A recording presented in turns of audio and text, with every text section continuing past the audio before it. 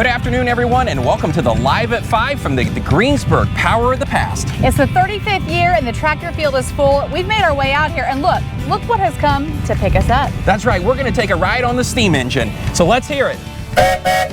Stay tuned right here for the Live at 5 with Emily Versman and Joshua Marsh as we take a ride on the steam engine around the tractor field tonight on Live at 5. Well, good afternoon and welcome aboard a 1902 steam engine from here at the 35th Annual Greensburg Power of the Past. We made it out to the tractor field where the steam engines also are. We've got Chris Huber with us today. He's the operator of this steam engine. So we've learned today it's from 1902. It was built in Columbus, Indiana, and has been farmed in this area since then. That's right. Now, Chris, you have a long-standing history in your family of steam engines. Yeah, I'm actually fourth generation in my family to run steam engines. And how did you get into that? I just around it since birth, pretty much. My dad always did it, and I just kind of got into it. But our family's engine was actually owned by my great-grandpa, and he actually farmed a local farm around here. So now you don't own this engine. Tell us a little bit about that. So this is actually owned by the Bartholomew County Historical Society. They actually own 3 steam engines. This is the 16 horsepower and the smallest one that we own. We also have a 20 horse and a 25 horsepower steam engine. Now, I was amazed to hear the amount of water that it takes to make this engine run. Yeah, there is 200 gallons of water in the boiler, and then we got 70 gallons on the side there that we can use if we run low. All right, now, do you go to other shows, or is this the only show that you come to? We take it to various local shows and just kind of help educate people on the history of steam and kind of show it off. Right now, do you come from an agriculture background? My great-grandpa used to farm, but I'm an engineer now, so.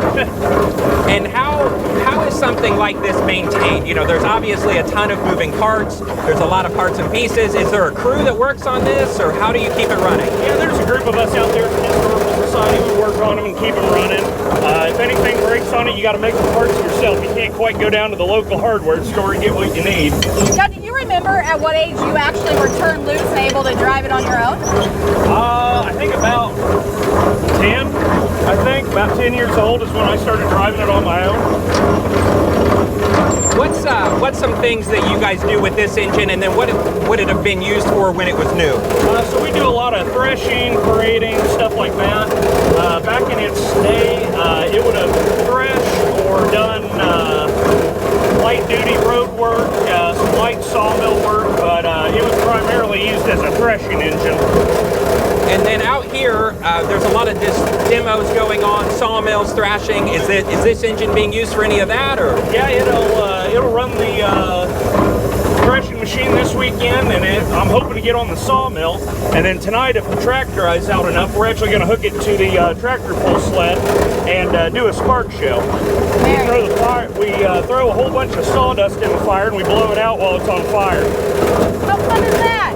That's always a great, as kids love it, adults love it, everybody really enjoys it.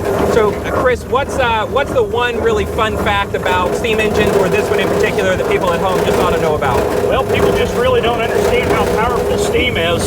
People think of steam, they think it's outdated, but all these nuclear power plants and coal power plants, what they're actually doing is heating water that turns steam turbines. The steam is still alive today, people just don't realize it. So your engineering background also comes into play when you're talking about steam engines. Oh yeah, because it's neat to look at how everything was designed, and it helps to kind of know a little bit when you work on something. Well, we appreciate Chris, we appreciate the Bartholomew County Historical Society for the opportunity to take a ride on a 1902 Indiana-built steam engine here on Live at 5 on WTRE. Special thanks to Dave Henderson and the IT team for helping make this happen. And with that, let's give it a whistle, and we'll be back after this short break.